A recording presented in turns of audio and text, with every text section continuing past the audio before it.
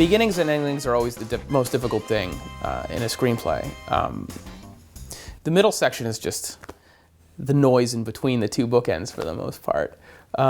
Starting a film is where you always put your most attention. When you're writing, the first 15 pages get rewritten 150 times. And by the time you get to the end, you might have gone through it 2 or 3 times. So it was really fun on this particular project to know where you wanted to end up, to really kind of come up with an ending first, understand what it means to have an ending, this kind of complicated and kind of all-encompassing, and then force yourself to work backward from there. I heard the tale of Theft of the Mona Lisa, and I thought this is a really interesting story. I thought about taking it 2 or 3 or 4 steps further. I was really always interested in motorcycle daredevils and more modes of masculinity and grittiness in that particular regard. And then I backloaded some ideas that I wanted to kind of incorporate at one time or another into it. Being further influenced by a lot of films in the heist genre and the con artist film genre, the challenge was to be true to the ending that I invented first. And that meant creating a colorful world and characters to populate that. That's kind of why I gravitated toward Niagara Falls, because it's a very, very colorful world that I know quite well. And characters like Crunch Calhoun certainly fit into that world very, very nicely. Niagara Falls has a long history of daredevils, from people crossing over the falls on a wire to going over the falls in a barrel. It's forever kind of associated with daredevilry. French heist films are my particular favorite, like with Rififi and Bob Le Flambeur. I mean, there you kind of had, the French New Wave embraced the anti-hero, and that's perfect for heist movies, whereas the Hays Code, unless you had like a moralistic tone to criminality, you couldn't portray it. With this particular story, it circumvents usual heist film mechanics at times, or at least hopefully it does. Often that is exactly, heist films are put together wherein, they hatch a plan, they execute the plan, and then, there's a happy resolve. Or right off the top, they enact a plan, it all goes catastrophically wrong, and the rest of the film is all about recovery. In this particular instance, the heist takes place just a little bit over the halfway part of the film, and they succeed. So I hope you're watching this after the fact. Or else I've just blown it for you. And then there's this nebulous period where we're not sure what's going on, where the heist movie becomes a con artist flick. It looks like they achieved their goal, and we're not really sure where we're going. It's kind of like this zone in the film. So I'm kind of borrowing genre conventions from 2 divergent places, and divergent but related places. There's a kinship between these films, but they're not kin. I thought that Jonathan Sobel's screenplay actually was a great pleasure to read in that regard, because I was rolling along with certain aspects of it and then quite surprised. At first I didn't understand it, but it took me a while.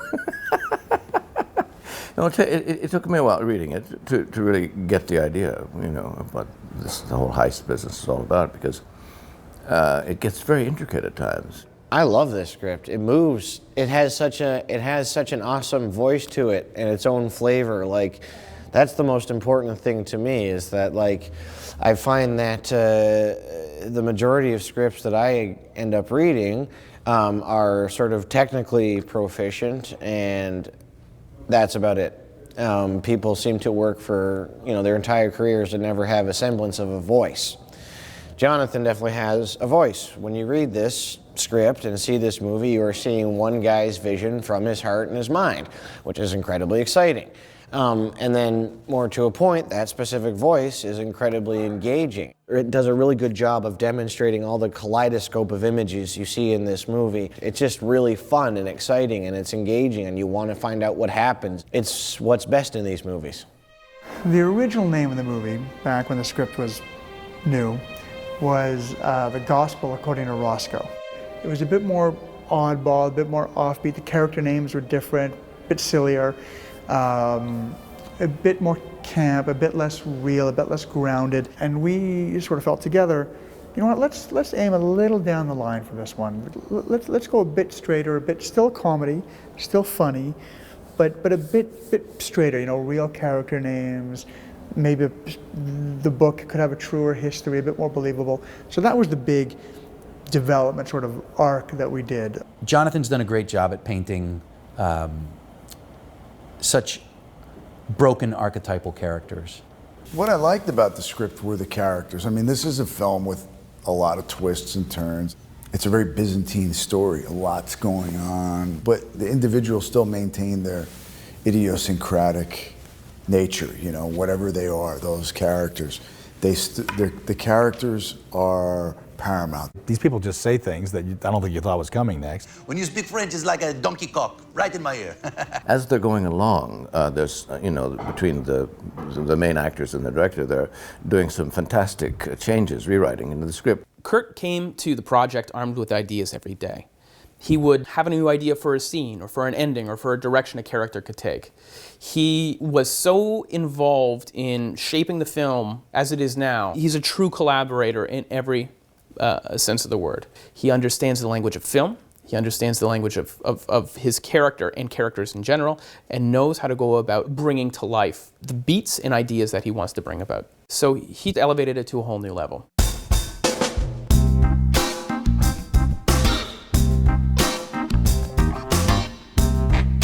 I think with the casting of this film, I was blessed. I was blessed by being able to pull together some people that I've always really wanted to work with. It was exciting to watch them work together and bring all these divergent ideas from all these, you know, different places, and also bring in the iconography that they come with.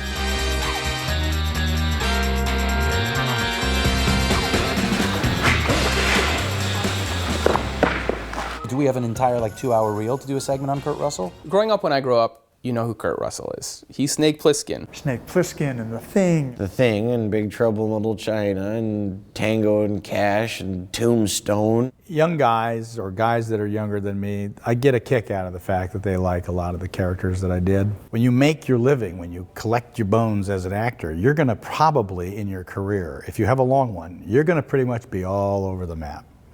And someone once wrote about me that I thought was kind of funny.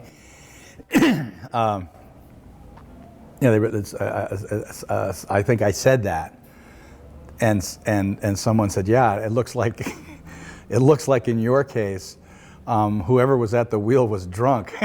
You were literally all over the road. And I always look at that as a great compliment. I said, that's very true. I've been all over the map. He's just so right for Crunchy Calhoun. He's just, you know, I can't sort of put it in words, obviously, but he just felt so perfectly right for this character. I've always felt there was a lot in the name of a character, and I got to play some great names. I got to play some guys that really had cool names, and I think Crunchy kind of says it all for his name. If only for the film stories alone, this has been wonderful. But then, to watch somebody who cares as deeply about each scene as he does, and he doesn't care about it so much that it sucks the fun out of it, you know? He really just digs what he does and makes all of us better.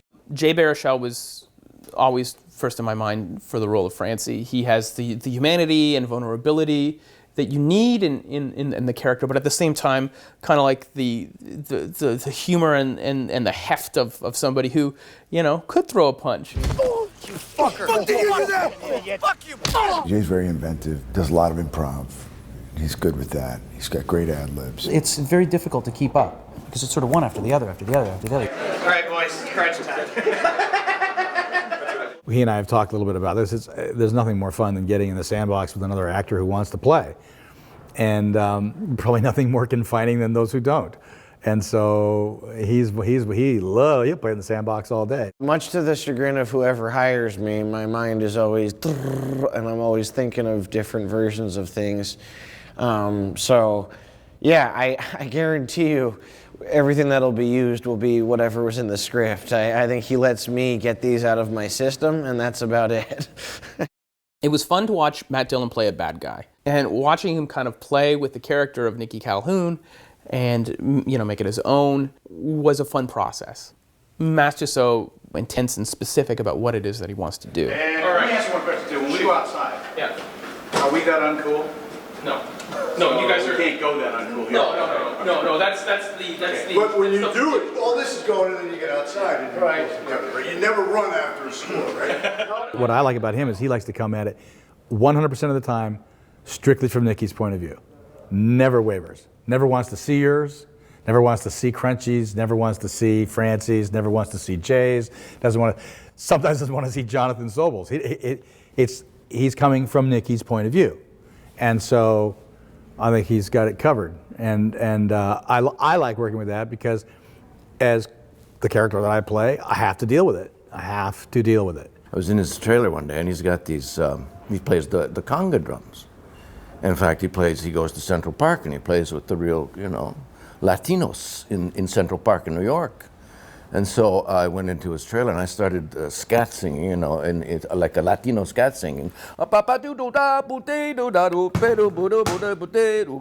that. And I thought, wow, this is fun. This guy is really a character. When Matt comes into a scene, he often will throw a little improvisation in. He'll test a line, he'll throw it around, and he'll throw something else in and change rhythms, and he just takes his time. There are times where, before the camera's rolling, he sort of starts, occasionally he'll sort of start bantering a little bit, and it's kind of in character, just kind of to get the scene going in the way that it might be going. But it's so effortless and casual that I'm sometimes caught off guard by it. He'll begin sort of making conversation as character, but it's so real that I'm like, oh wait, are we rolling? What's that? In a way, Matt and I go back a long way, although we've only met once. But I remember my nieces having a crush on Matt because he sort of reminded them of my brother and me. It was this similar sort of facial archetype, like the bone structure and stuff. So, in other words, I thought, well, yeah, he's a kind of he's like a young me. We're gonna have you. What you use? This is what you've got to look forward to. Just a little like as you age. I think it's a little magnifying thing. It just gives it a little more. Do you feel like this is an indignity? Indignity? No, it's the glasses. You need a much stronger. I'm used to fellow artists laughing at me. It's the story of my life. Way to go. I was laughing at his joke, not at him. Am I stealing this film? No, absolutely not. I'm actually kind of phoning this one in. Terrence Stamp is just absolutely crushing this. He's General Zod, so of course he'll crush you. You will kneel before him. Cut in him. Huge Terrence Stamp fan growing up. The Hit is one of the all-time best movies in my top 10 list, and The Limey might be in my top 20. When I first found out I was going to be working with Terrence Stamp, I was just severely disappointed because I was told I was going to be working with Ian McKellen. Please, Mr. Stamp, please. When I got the script, the part had been written for an American. And I said, look, I don't play American. I can't do the American accent. And I feel self-conscious about playing American when there's so many great American actors, so I don't want to do it. And he said, no, I don't want it American. He said, I wrote it for a friend of mine. He's unavailable. I want English. I said, well, if it's English, I might have to rewrite some of my speeches. But I am a published writer, you can trust me. And he said, oh, that'd be great. So I had only one big speech, so I rewrote it and I faxed it to him. Now, that's wonderful for me. So I'll just use that as a springboard, and I'll see what happens in the moment, Because what's in the moment is curiously perfect, Who is Agent Bick? Agent Bick, first and foremost, is he's an albino. But I'm choosing to play him with brown hair. Jason Jones is been a friend of mine for 10 years, and he was in Jonathan's and my last movie. So he was sort of kind of cast from the very beginning in sort of a way without asking. Without telling Jason, we cast him 2 years ago. He doesn't know that. He's like my 40-year-old, 210-pound muse. He will always be in my films, I think, as long as he'll have me. And pairing him up with somebody who's Terrence Stamp, who's like, properly trained, was a pairing that really, really worked. Thank you. Here we go. And action. We are working together, sort of a Laurel and Hardy type relationship. Well, we haven't decided if it's kind of Laurel and Hardy, Abbott and Costello, or Martin and Lewis. You know what? I said Laurel and Hardy. I've never seen Laurel and Hardy. I have no idea if it's a Laurel and Hardy relationship. It might be. Maybe Abbott and Costello. I don't know. Martin and Lewis. Are those even things? Jason understood that in order for me to be like bored and ironic and laconic, he would have to be, you know, really over the top. And that just happened. That's just luck, you know, that's just like the universe smiling at you. Terrence gets all the punchlines, sadly, but it's only a punchline because I set him up so well. So I'm sort of the unsung hero in this situation. Alas, poor Yorick, I knew him, Horatio, a fellow of infinite jest and most excellent fancy. Why, he's blown me on his back 1,000 times. I played Hamlet in 1969. Oh, really? Yeah, at Stratford. Kenny and I worked together on Miracle, and I think Kenny's really strong, smart, strong, easy, really easy to work with because he just likes to, again, he likes to play and likes to do things. But he's sort of like, you know, water on the mountain. He just rolls it out there. Makes it look pretty effortless. Ken Welsh has gravitas as an actor, and that's a quality I was looking for very much, the character of Uncle Paddy. And I like the idea of like a Lothario, you know, like a roguish Irish Lothario. And Ken kind of fits the bill. I think he even put the moves on me. It was enjoyable to watch him play, especially a man of his, you know, considerable breadth of experience. I like the way you're kind of getting into your character a little bit. You're kind of winding it up. And speaking of winding it up, Katheryn Winnick showed great poise putting up with all of us guys. I'm definitely surrounded by men. I'm the only woman that I've seen on set so far. Katheryn was a discovery. The casting director called me up and she's like, Katheryn, are you available to come in an hour and a half? I'm like, what? And she said that the Jonathan's just in town for a short window before he jumps on a plane. And so I read the script and I said, of course, I would love to meet Jonathan. I've never done this before, this sort of May-December aspect of a relationship. Appears to be one thing, may entirely be another. Makes the audience immediately have an impression. Lola is a wild card. You really don't know much about Lola. And not knowing who she is or what her involvement is or how involved is she, for me, it's a lot more interesting to play because I have a bigger range. That has to be Guy. Who's Guy? Guy de Cornet was a fun character to create, and Chris did an amazing job bringing him to life. Chris, who's Chris? So Chris was, again, a discovery. We saw so many guys, and we were sent so many tapes, and there were some performers who were like, he could kind of be Guy. He's not really... Chris hit it out of the park within 2 lines, and I knew right away that that we had found our guy. Or Guy. We had found our Guy. We had found our guy Guy. God.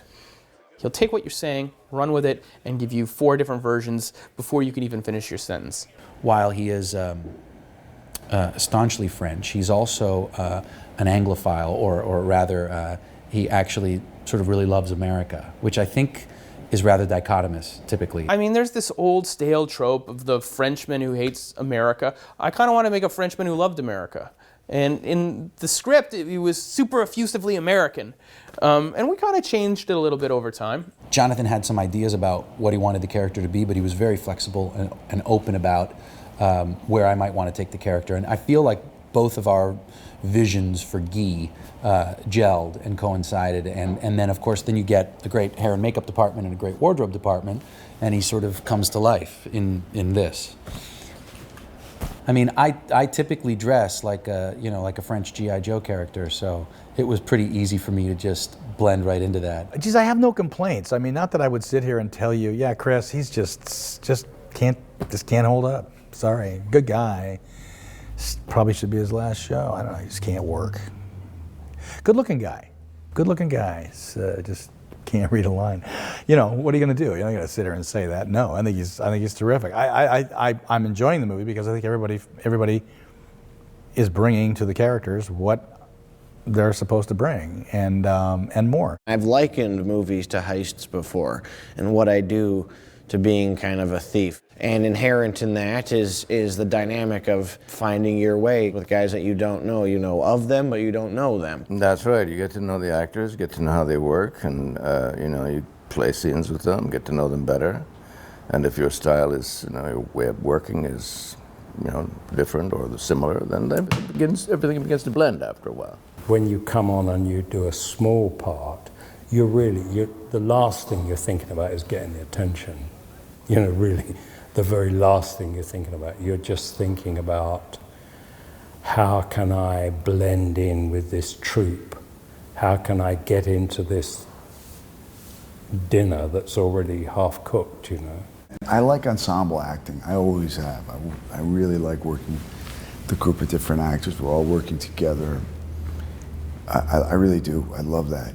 Casting becomes vitally important when doing an ensemble film. Taking the time to make sure that they all kind of work against each other and with each other in the right ways is integral. And how they play individually, collectively, separately, and in different combinations is a delicate balance that takes time. That takes a lot more time than, say, a love story where you got to worry about the chemistry of 2 people. You're worrying about the chemistry of up to 8 people.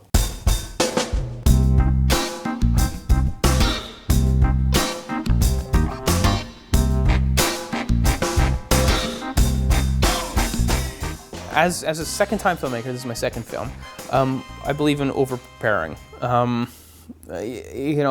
still feel very fortunate every day I'm ever on set that you're kind of entrusted to do this.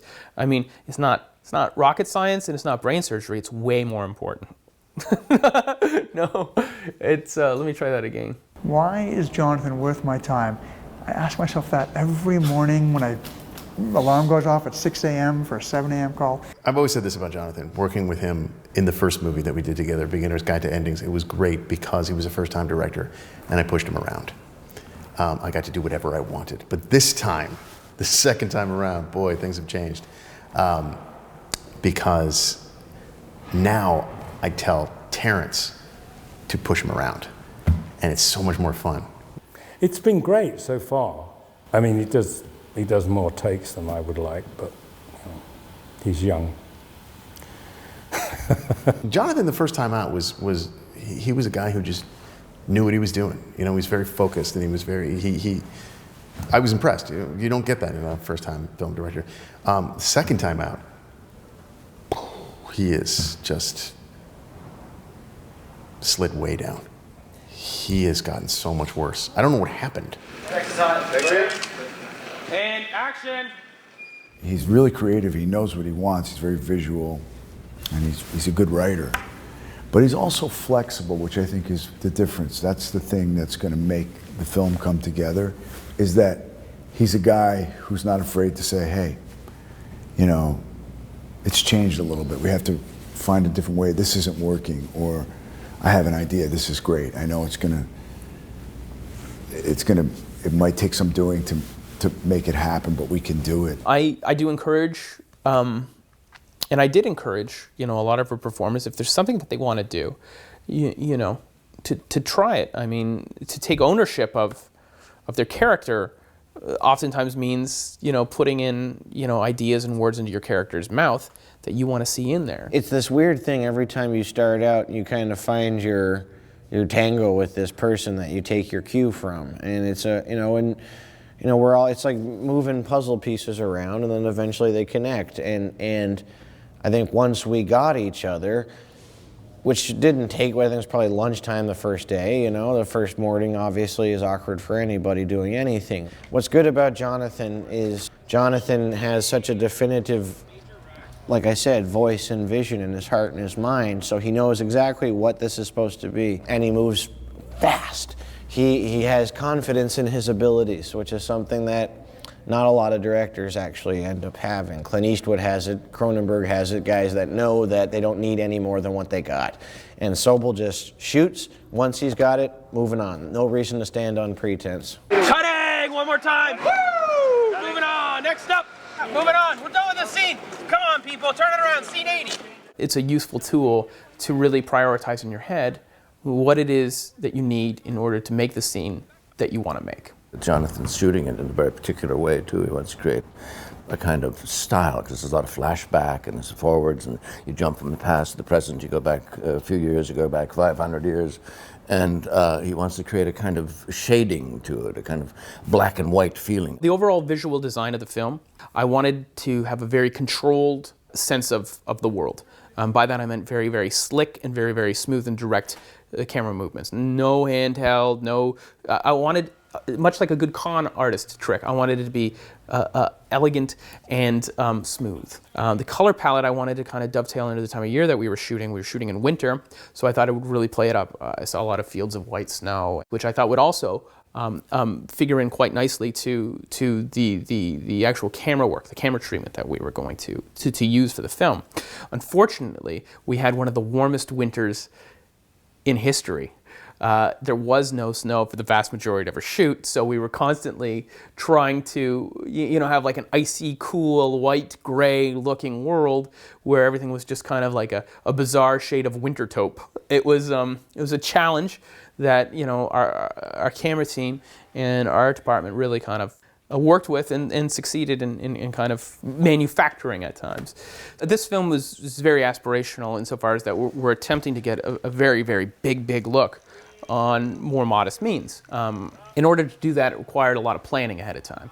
Say, okay, well, these are the production realities. We're shooting at this time of year. We have these elements at our access. Now, how do we go about designing a film that can kind of deliver, on a big vision for what we have working here? And a lot of that is conscious design choices. Which is nice to use my old visual arts background. My first degree is in visual arts. I also studied philosophy and film, so I guess I'm kind of chronically unemployable otherwise. I don't know what else I would do for a living. Coming from a visual arts background, doing a film about, art heists, first of all, is a lot of fun and kind of seems like a natural. But more importantly, kind of keeping the elements of design and style that are free to us all and kind of infusing them into our film. So you're kind of like making it a little bit more angular, making it a little bit more visually balanced, making it a little bit more minimalist as an artistic idea becomes a thematic idea and becomes part of the overall palette of the film. It becomes part of the language of the film. The clean lines, the simpler lines, the cold colors, the smooth sweeping, often wider shots that we use, trickles down into the story itself. My intention with this film was to make, was to tell a story that is equal parts, con artist flick and heist flick. Was to kind of not necessarily pay tribute to types of films that I like, but to it was. That's exactly what I tried to do. I wanted to make a kick-ass, cool-ass, heisty con artist movie. That's what I wanted to do. I mean, that's what I wanted to do. So I guess I don't want to answer this question. I just want to make a cool, fun movie. Oh, and may I say this? Just to add to the Kurt Russell love fest, best head of hair on a human being I've ever seen. No, you laugh. No, you laugh. Best head of hair on a human being I have ever seen. It's ridiculous. It's insane. He has a phenomenal head of hair. I don't know what the hell he does. There's a lot of good hair in this movie. Well, yeah, I've got, Perma Chia head. Matt Dillon's got great hair. He's got a very sort of silky hair. Jay's got good hair, thick hair. He's got the Count Chocula widow's peak. He's got a good head of hair. Ken's got a great head of hair. It's dewy soft. I don't want Kurt to take that the wrong way, the hair.